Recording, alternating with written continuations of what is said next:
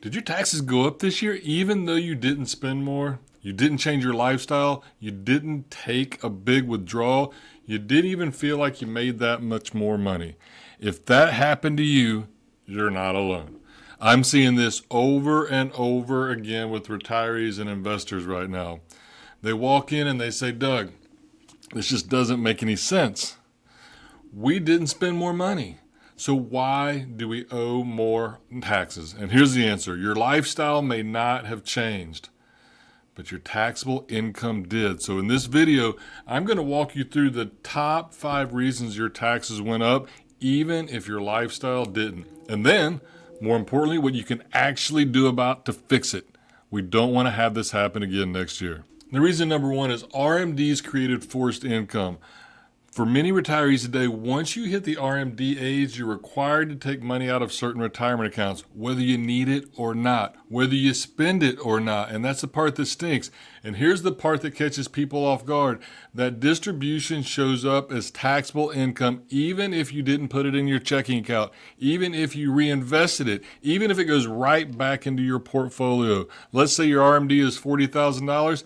That $40,000 shows up straight on the front of your tax return, and suddenly your income looks a lot higher, even if you didn't spend a nickel. You see, your spending didn't go up, but your reported income did, and that's why the IRS makes us take the RMD, because they want to get it out of that account. Now, reason number 2, more Social Security became taxable. Your income may have pushed more of your Social Security into the taxable range. And a lot of people don't realize this, especially when you think about what just happened when we said the RMDs. Social Security isn't just taxable or not taxable. It depends on your combined income. So when your RMD goes up or your investment income increases, that can cause a bigger portion of your Social Security to become taxable. And I see it every year. Now you've got more income from the RMD and more of your Social Security is being taxed. And that's where people start to feel it. One change in income can trigger multiple layers of tax. And that's why tax planning and tax strategy is so important, because your investment strategy impacts your taxes. Now, number 3, and this one frustrates people the most. You can owe taxes on income you never really felt like you received. And this comes from quite often your dividends, your interest, and your capital gain distributions, especially if you're invested in mutual funds. You can have a year when you didn't sell anything, you didn't withdraw anything. Sometimes even your account is down and yet you still owe taxes. Why? Because inside the fund, the manager may have sold investments at a gain, and those gains get passed through to you whether you took a nickel out or not. So from your perspective, you didn't do anything. But from the IRS perspective, you had income. This is important. You didn't sell anything, but the fund did. And we'll get to how to handle that in a minute. Number 4, your income may have triggered higher Medicare premiums, and this is called IRMAA. It's one of the most overlooked parts of retirement tax planning. I see it every single year.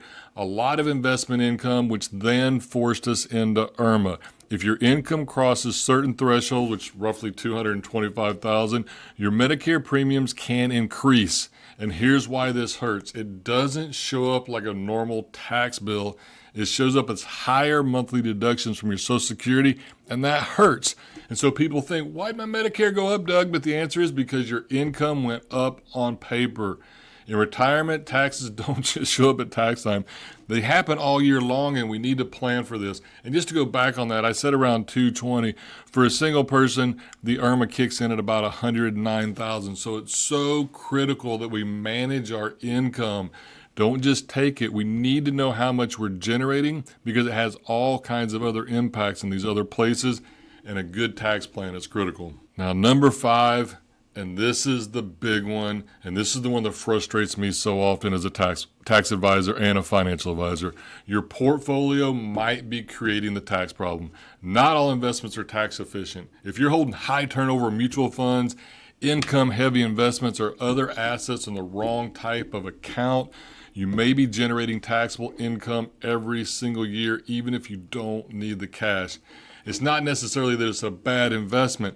It's the wrong investment in the wrong account, the wrong income in the wrong bucket. And there's so much strategy here and so much money that can be saved, which really generates to your long-term wealth, if we just think about these things and have a plan. And this is why I always say it's not just about returns. It's about after tax returns, because that's what matters and that's what you really get to keep. If we make a really good return, but they have to give 35% of it back to the government, what did you really make? Now here's where this really starts to hurt and gets ugly. Usually it's not just one of these. Usually it's several happening at the same time. You've got an RMD that's starting to happen, which then made more taxable Social Security. Your investment income and capital gain distributions possibly even made higher Medicare premiums happen. I had a tax return I just worked on this week like that. And suddenly your tax bill just jumped through the roof and you didn't change a thing. Your income from your perspective didn't really even go up, but your taxable income absolutely did. So what can we do about it? And that's the important part. The good news is this is predictable. And if it's predictable, it's fixable. Here are a few things to look at. Number one are QCDs. I love QCDs, qualified charitable distributions. If you give to a charity, look at qualified charitable distributions. This allows you to send money directly from your IRA to that charity and potentially avoid paying tax on that portion of your RMD. And it's one of the most powerful tools we have in retirement, because not only do we get to take it and give it straight to the charity, but now it doesn't show up on the front page. And if it doesn't show up on the front page, it doesn't cause other things to be taxed at a higher rate. So this can be a huge way for you to handle some of this, especially if you're already a donor to your church or other thing that you try to give to. It can really help us manage this, so please take a look at QCDs. They're awesome. Number two, and I've already hinted at this quite a bit, fix your portfolio. Review your portfolio for tax efficiency. Not all investments belong in taxable accounts. Sometimes we can reduce ongoing taxes by shifting the type of investment or where the investment is held without sacrificing long-term returns. Just this week, I was working with a client and I saw something in there that just drove me crazy.